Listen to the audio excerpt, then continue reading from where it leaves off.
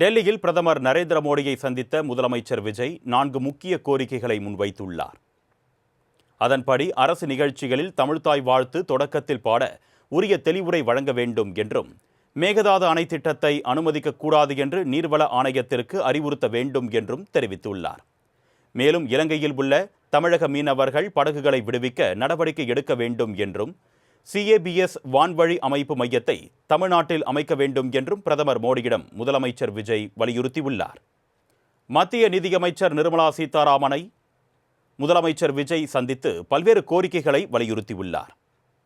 தமிழக முதலமைச்சர் ஜோசப் விஜய் 2 நாள் அரசுமுறை பயணமாக டெல்லி சென்றார். டெல்லியில் தமிழ்நாடு இல்லத்தில் தங்கிய அவர் நேற்று மாலை 4:30 மணியளவில் பிரதமர் மோடியை சந்தித்தார். அப்பொழுது அவர் மேகதாது அணை, தமிழக மீனவர்கள் கைது தொடர்பாக 4 கோரிக்கைகளை முன்வைத்தார். இதனைத் தொடர்ந்து மத்திய நிதியமைச்சர் நிர்மலா சீதாராமனை மாலை 6:30 மணியளவில் சந்தித்தார்.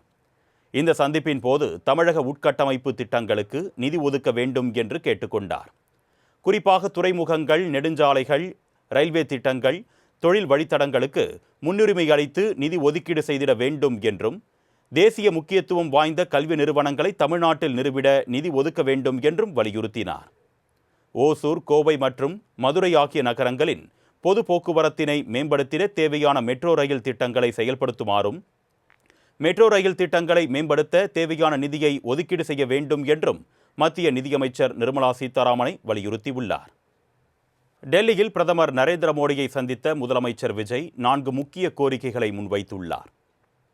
அதன்படி அரசு நிகழ்ச்சிகளில் தமிழ்த்தாய் வாழ்த்து தொடக்கத்தில் பாட உரிய தெளிவுரை வழங்க வேண்டும் என்றும், மேகதாது அணை திட்டத்தை அனுமதிக்கக்கூடாது என்று நீர்வள ஆணையத்திற்கு அறிவுறுத்த வேண்டும் என்றும் தெரிவித்துள்ளார்.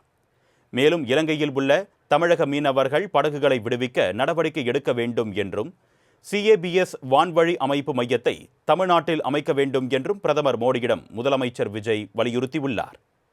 மத்திய நிதியமைச்சர் நிர்மலா சீதாராமனை முதலமைச்சர் விஜய் சந்தித்து பல்வேறு கோரிக்கைகளை வலியுறுத்தியுள்ளார். தமிழக முதலமைச்சர் ஜோசப் விஜய் 2 நாள் அரசுமுறை பயணமாக டெல்லி சென்றார். டெல்லியில் தமிழ்நாடு இல்லத்தில் தங்கிய அவர் நேற்று மாலை 4:30 மணியளவில் பிரதமர் மோடியை சந்தித்தார்.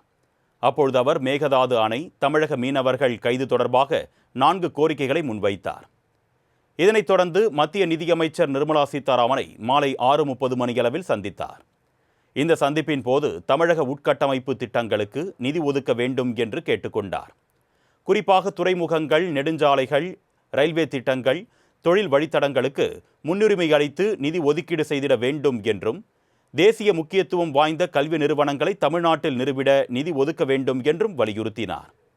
ஓசூர், கோவை மற்றும் மதுரை ஆகிய நகரங்களின் பொது போக்குவரத்தினை மேம்படுத்திட தேவையான மெட்ரோ ரயில் திட்டங்களை செயல்படுத்துமாறும், மெட்ரோ ரயில் திட்டங்களை மேம்படுத்த தேவையான நிதியை ஒதுக்கீடு செய்ய வேண்டும் என்றும் மத்திய நிதியமைச்சர் நிர்மலா சீதாராமனை வலியுறுத்தியுள்ளார்.